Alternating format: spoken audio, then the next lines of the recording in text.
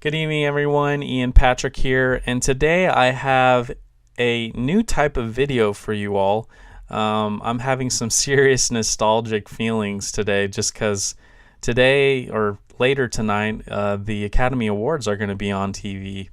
And I just always, at this time of year, I think about how I used to love the Academy Awards. It was such a cool event seeing all my favorite stars all in one place. You know, you could see Russell Crowe there.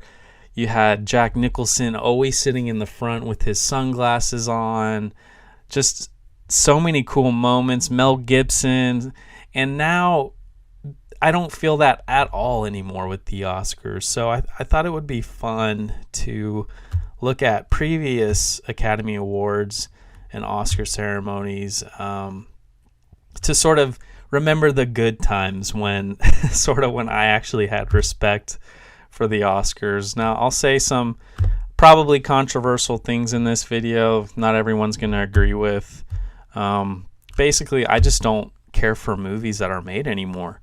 But I don't want to digress too much and focus on the negative. So really in this video, I hope to create some discussion, in the comment section. Tell me what you all think of the Oscars.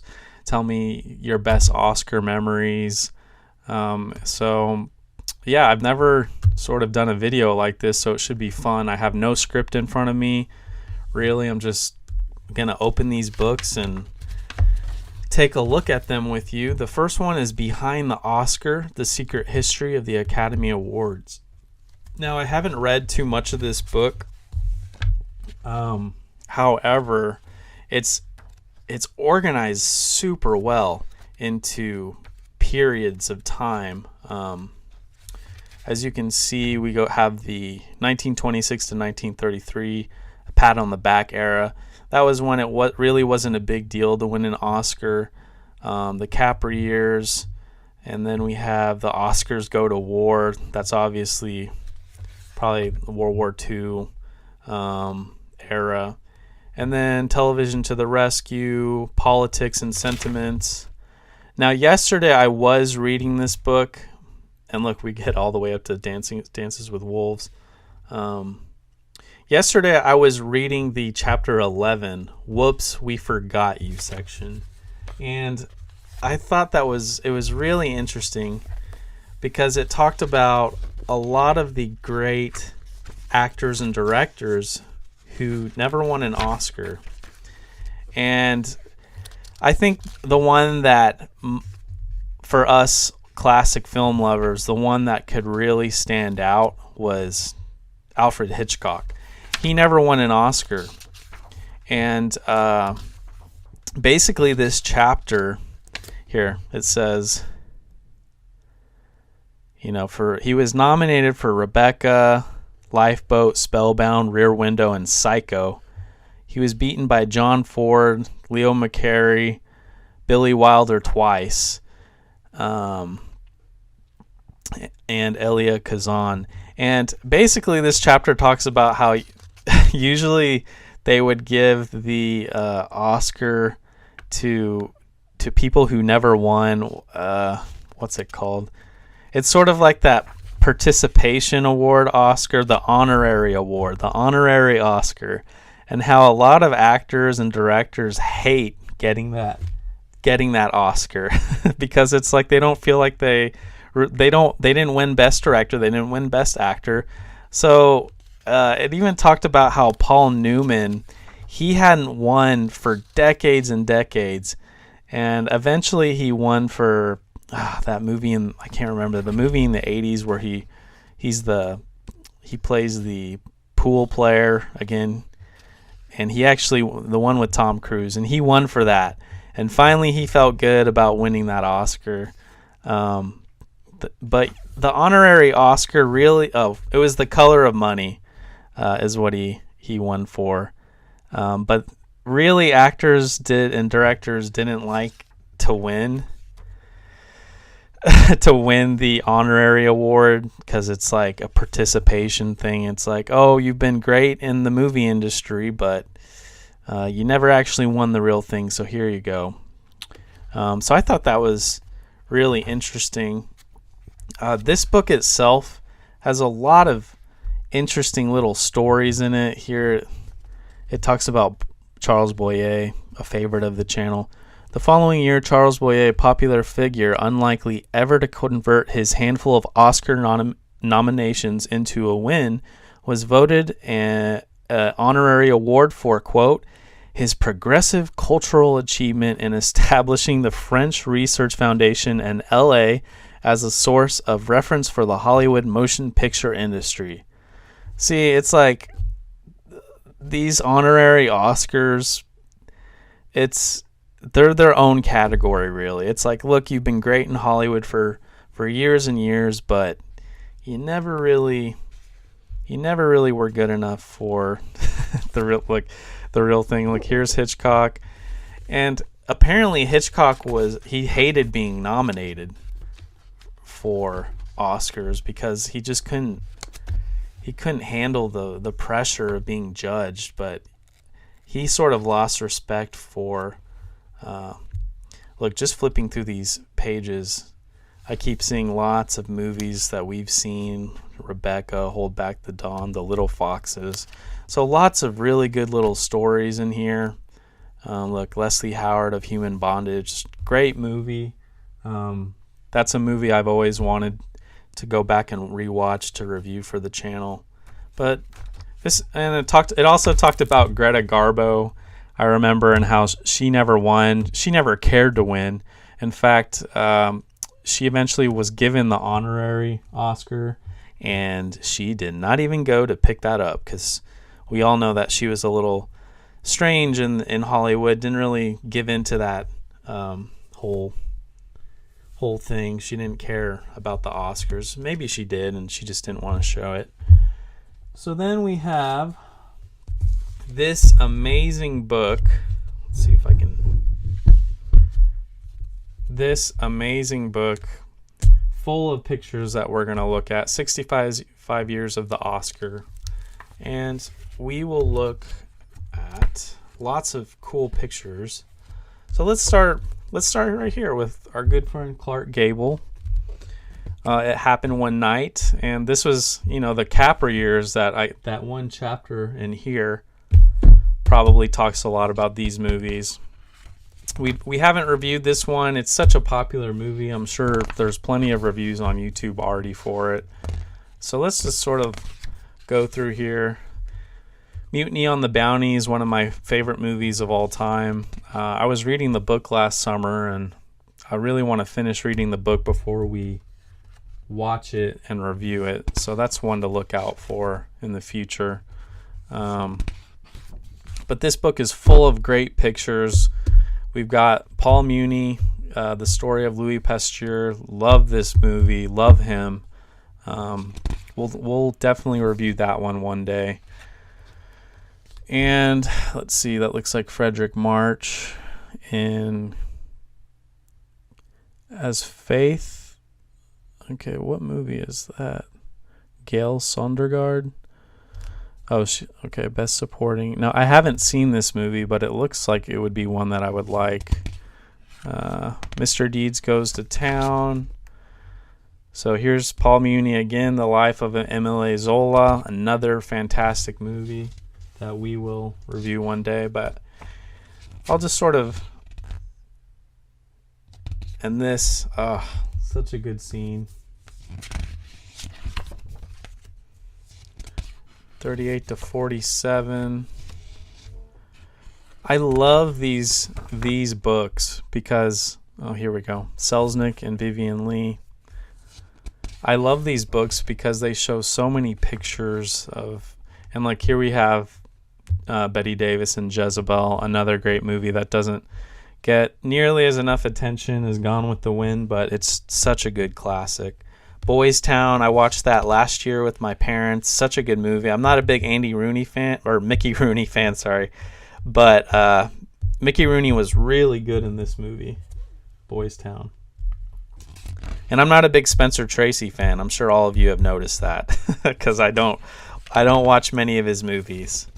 And the one that I did, which was Dr. Jekyll and Mr. Hyde, I gave a pretty bad review on. Of course. 1939, Gone with the Wind. Got Wizard of Oz. Just 39 was a crazy year. Rebecca.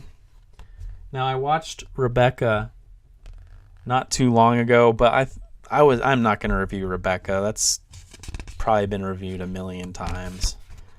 But I see How Green Was My Valley, 1941. Just so many, just countless amazing movies. Citizen Kane. And I wonder what happened, so many unique stories. And I think what happened to Hollywood to where they have lost all creativity. It's probably not just Hollywood, but it's probably a combination of obviously Hollywood, but also just like we have Gaslight. We did a long review of Gaslight, and I guess I forgot to put that picture in that review. So there you go. It just it's a combination of Hollywood and just society is what it is. Just I guess society's minds have gone downhill a little bit to where I guess we only enjoy Marvel movies. Look, here's a picture of Dorian Gray. I love that movie. I watched it during my little break with my parents because I wanted them to see it. And I didn't review it. I'm going to review it one day because this is like 4 out of 4 stars for me. Such an amazing film. But yeah, I mean, it's just interesting to me how The Best Years of Our Lives, such a touching movie, how back then just so many different types and styles of movies, and now someone told me recently that the only movies that are in the theater right now are superhero movies, maybe one scary film, and maybe a rom-com. There's like no drama films, no movies with true substance anymore. Look, Shoeshine, that's a De Sica film, foreign film from Italy. This is such you all have to see this movie. Shoeshine is such a good movie. Oh, Great Expectations, another one of my all-time favorite movies. 1947, really, David Lane, such a strong year. And it's just, I have lost all interest in the Oscars because, for one thing, I don't know any of the actors anymore. And another thing is, the movies that get nominated are just so low class, honestly. I just poor scripts. They just need lots of shock value, I feel like, in movies these days. Just no true character development. If you all disagree with me, you can recommend me some modern movies. I'm not going to promise that I'll watch them, but I feel like a lot of people who come to my channel will know exactly what I'm talking about. It's really, really hard for me to see a great movie these days, a great modern film, which is one reason why I stick to these decades. I'll watch 80s, 90s, and 2000s movies, of course. Oh, I love this movie. And there you go. There's a perfect example of Cyrano de Bergerac. Amazing movie. Great film. This one, Jose Ferrer. His version was amazing. I went to the theater and watched the new one. It was awful. It made no sense, and it was a musical too, which I didn't know going into it, but I just could not. I hated it. So one of my biggest problems with the Academy Awards these days is that I feel like the Oscars is more concerned about not being canceled than they are about the movies. Now, look, Place in the Sun. Now, in these times, they weren't worried about who was left out. Do we have enough Asian people in the movie? Are there too many white people in the movie? Do we have enough African Americans in the movie? It wasn't about that. It wasn't about political reasons. It was about the movies. Now, I am all about including all races in movies, but when the panel who decides who's best actor, best film, all that stuff is concerned about political things, that gets in the way completely of the picture. Now, movies have always been an escape route for people to escape reality, to escape politics, to escape all the problems going on in the world. So why would the Oscars bring those real life issues into their judging of these movies? And that is one of the biggest reasons why sometimes I don't know if they're grading these films based off the film and the cinematography and the music and the acting, or if they're doing it just because they're afraid to get canceled. So it's really frustrating for me to see what has happened to the Oscars, because it's just become, it's not the Academy Awards of, about motion pictures. It's all about, did we check all the boxes? Did we please everyone? And I hate that. The best actor should always win best actor. Look, love this movie. It's The Big Country. Best actor should always win best actor.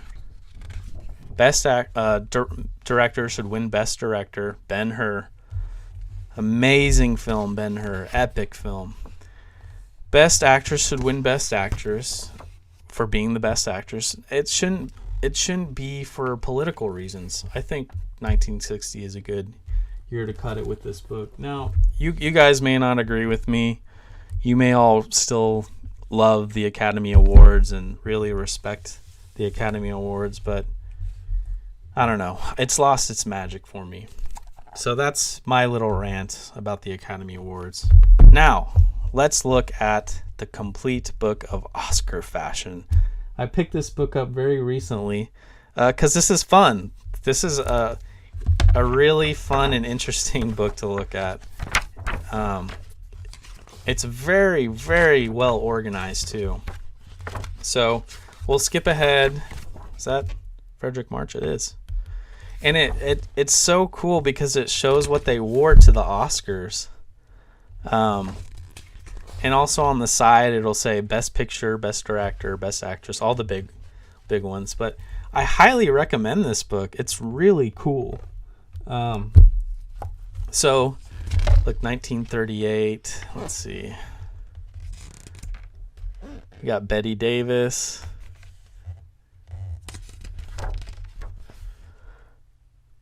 So I'm curious what you all think about the Oscars. Okay, let's focus on some good things. My fondest memories were just seeing all the coolest actors around. There's Vivian Leigh for Gone with the Wind. Gone with the Wind was just everything. Look, we had Hattie McDaniel won Best Supporting Actress. Vivian Leigh, Victor Fleming, Best Picture. Gone. Look, it's kind of interesting how Clark Gable did not win Best Actor that year. That's crazy. But what are some of your most your fondest memories of the Oscars? Look, Ginger Rogers was just stunning. So beautiful. 1942. How Green Was My Valley won. Joan Fontaine, you can see. Was that for Jane Eyre? No, it was for Suspicion. And also, I feel like nowadays, every time an actor or actress or director or whatever gets on the stage, they have to talk about something political. I don't want to hear about your politics. I want to hear about how great the movie was. I want to hear about the process that went into it, the people that really helped you just nail your performance, nail what you did. I want to hear about the movie. I don't want to hear about, global warming. I don't want to hear about that. I don't want to hear about what's going on in Chicago and all that stuff, because We read about that in the news every day. I want to focus on the movies. That's what I'm all about, and that is just gone with the Academy Awards. I mean, that's what the Academy Awards is just all about now, and it's a shame because it's just not about the movies as much anymore. Man, these gowns are just amazing. We got Denzel down here. I haven't seen Denzel around in a while. I would love to see Denzel again, but maybe I just haven't been paying enough attention. Catherine Zeta-Jones, beautiful. Then we get into the 1950s. But yeah, this is such a cool book. I love how they organized it. Fit for a Princess, Grace Kelly. She won for The Country Girl. Best Actress, Audrey Hepburn, Roman Holiday. Really? That's kind of surprising. I never thought that role was that difficult. Of course, they have to dedicate a whole page just for Audrey Hepburn. I've never understood the obsession with Audrey Hepburn. Like, yeah, she was good, but she wasn't outstanding, in my opinion. But God, it's so cool seeing these pictures. This is my first time going through all this. And I like how they sometimes, like, here's Angelina Jolie. Look how good she looked in that tuxedo. Unfortunately, Angelina Jolie's probably one of those actresses these days who would get up on the stage and just start talking about, I don't know, children dying in Africa or something. Okay, let's go to the 1989. Look at my man Don Johnson. Look at that hair. I love that. With Melanie Griffith, they didn't work out. Dennis Quaid, this is just so cool. And this is one of the outfits that I will always remember. God, Halle Berry was just so beautiful in 2002. I think everyone will always remember that gown.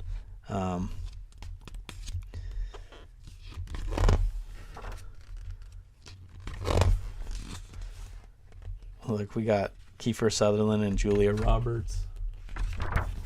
The 90s, baby. Did I already pass Jack Nicholson? I wanted to show you guys.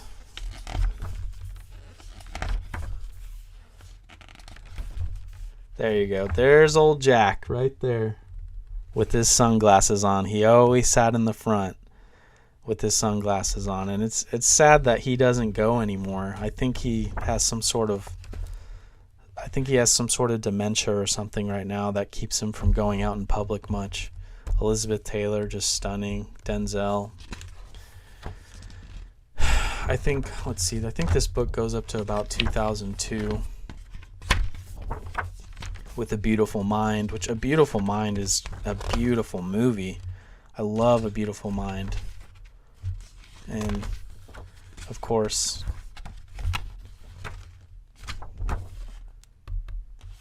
Jennifer Connelly. But love this book. Really, all these books are super interesting.